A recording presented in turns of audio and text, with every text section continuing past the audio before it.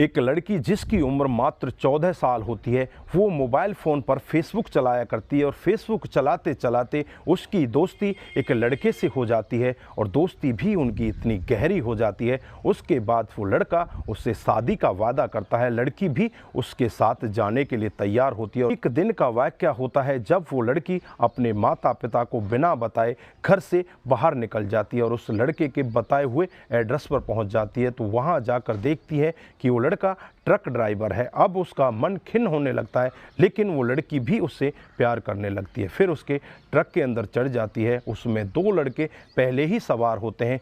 Truck लगभग 2 दिन तक चलता रहता है और उस लड़की के साथ 2 दिन तक दरिंदगी होती रहती है, उसके साथ रेप होता रहता है। जब इन लड़कों का मन भर जाता है, उस लड़की को मारकर चंबल नदी में फेंक दिया जाता है। उसके बाद जब इस सब का खुलासा होता है तो एक ऐसा चौंकाने वाला खुलासा होता है दोस्तों, अगर आप भी सुनेंगे तो एक बार के लिए आप भी दंग रह सकते हैं, आप भी सोचने के लिए मजबूर हो सकते हैं। आइए दोस्तों जानते हैं पूरा मामला क्या था। नमस्कार, जय हिंद। आप देख रहे हैं APH न्यूज़ राहुल रावत के साथ। तो दोस्तों, आज की जो मैं हकीकत की घटना आपको बताने जा रहा हूं, मध्य प्रदेश में एक ज़िला पड़ता है ग्वालियर और इसी के कछुआ थाना क्षेत्र की ये हकीकत की घटना है। आज जो नाम मैं लड़की का बताने जा रहा हूं वो बदला हुआ नाम है, क्योंकि लड़की की उम्र 14 साल है। उसका नाम अंजू है, जो बदला हुआ नाम है। वो अपने घर पर पढ़ाई करती रहती है और पढ़ाई के साथ साथ घर वाले उसे मोबाइल भी दिला देते हैं। मोबाइल पर वो सोशल साइट पर भी कई सारे पन्ने बदलती रहती है, कई बार व्हाट्सअप चलाया करती है, कई बार फेसबुक चलाया करती है और इन्हीं सोशल साइट पर उसकी मुलाकात एक लड़के से हो जाती है जिसका नाम अजीत होता है। उम्र 18 साल होती है। उसके बाद इनकी दोस्ती इस तरह से गहरी हो जाती है। एक दिन ये लड़की अचानक अपने घर से गायब हो जाती है। माता पिता भी इसकी खबर नज़दीकी पुलिस स्टेशन में दे देते हैं। से ही 2 दिन का समय बीतता है तो चंबल नदी में एक डेड बॉडी मिलती है। अब डेड बॉडी को देखकर पुलिस उसे अपनी हिरासत में लेती है। उसके बाद माता पिता को बुलाया जाता है। माता पिता भी उस डेड बॉडी को देखकर दहाड़े मारकर रोने लगते हैं और कहने लगते हैं कि साहब, ये कोई और नहीं, हमारी बेटी है जिसका नाम अंजू है। अब एकदम से पुलिस एक्शन मोड में आती है और उसके मोबाइल की CDR रिपोर्ट निकालती है और मोबाइल में तमाम तरह की जो खोजबीन है उनको करती है। तो पता चलता है कि ये किसी अजीत नाम के लड़के से प्यार प्रसंग में है।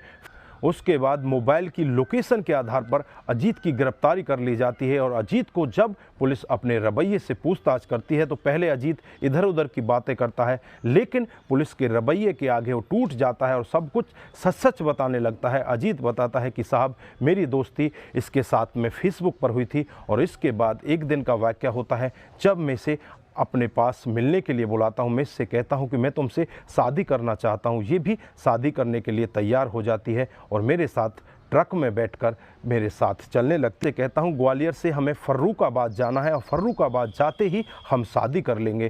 ट्रक के अंदर ये लड़की देखती है कि उसमें 2 लड़के पहले ही बैठे होते हैं। एक का नाम अजय जिसकी उम्र 22 साल, दूसरा गोलू बघेल जिसकी उम्र 21 साल। इन दोनों को देखकर ये लड़की घबराने लगती है और कहने लगती है कि मैं तुम्हारे साथ नहीं चल सकती, इन लड़कों को तुम क्यों लेकर आए हो। उस पर जो अजीत होता है वो यही कहता है कि ये तो मेरे दोस्त हैं, वहाँ पर शादी हम करेंगे तो इसमें गवाह भी चाहिए। उसके बाद वो लड़की बैठ जाती है और उनके साथ सफ़र शुरू हो जाता है। उसके बाद जो अजीत होता है उस लड़की के साथ छेड़खानी करने लगता है, उसके कपड़े उतारने लगता है। लड़की विरोध करने लगती है, लेकिन लड़की को कहा जाता है कि तुम विरोध क्यों कर रही हो, मैं तुम्हारे साथ संबंध बनाना चाहता हूँ। लड़की कहती है कि शादी से पहले कुछ नहीं, मैं शादी के बाद सब कुछ करूँगी, लेकिन शादी से पहले कुछ भी नहीं करना चाहती। उसके बाद अजीत उसके साथ ज़बरदस्ती करता है और जो उसके साथ 2 दोस्त बैठे होते हैं वो भी उस लड़की के साथ में दरिंदगी करते हैं। लगभग 2 दिन तक ट्रक चलता रहता है और चलते हुए ट्रक में उस लड़की के साथ ये तीनों बारी बारी से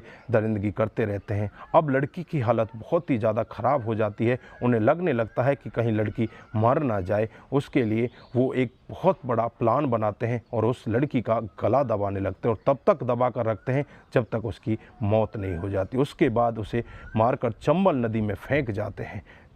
जब पुलिस ये पूरा मामला सुन रही होती है तो पुलिस भी एक बार सोचने के लिए मजबूर हो जाती है कि एक 14 साल की लड़की बिना सोचे समझे इतना बड़ा कदम उठा लेती है। उसके बाद सामने वाला उसका किस तरह से फ़ायदा उठाता है और फ़ायदा उठाने के बाद उसे मारकर ऐसे नदी में फेंक देता है।